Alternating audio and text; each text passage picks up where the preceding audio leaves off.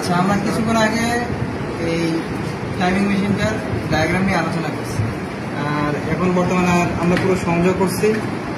এই সংযোগের এইখানে 7 থেকে 8 আমরা শর্ট করছি। 7 থেকে 8 শর্ট করার কারণে এদিকে 5 এবং 6 দিয়ে লাইনগুলা ফেজ কানেকশন বের হয়। এখানে কালোটা যেটা আসছে এটা 2 নাম্বার পয়েন্টে আসছিল, আমরা নিউট্রাল, সেই নিউট্রালে সংযোগ করছি।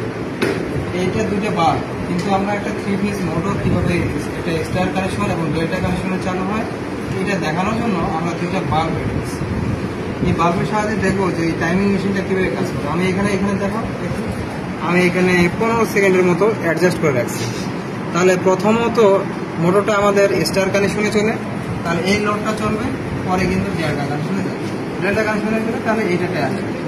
তাহলে আমার শুরুতে তাহলে এই বাতিটা জ্বলবে এবং 15 সেকেন্ড পরে এই বাতিটা জ্বলবে। এইটা জ্বলবে কিনা তাহলে আমরা প্র্যাকটিক্যালি একটু দেখো। এখন যে চলতেছে এটা হলো স্টার কানেকশন, মোটরের স্টার কানেকশন। এটা কিন্তু এরপরে ডেল্টাতে যাবে অটোমেটিক 15 সেকেন্ড।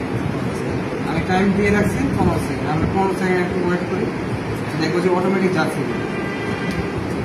15 সেকেন্ড হয়ে গেছে, অটোমেটিক এই কানেকশনটা এখান থেকে এই জায়গায় চলে আসছে। এটা হলো একটা 3 ফেজ মোটরের স্টার ডেল্টা কানেকশন। এটা আমরা আজকে বাতি দিয়ে দেখাচ্ছি, পরবর্তীতে মোটরে কীভাবে ডিরেক্ট চালাতে হয় মোটরের মধ্যে সেটা আমরা দেখাবো।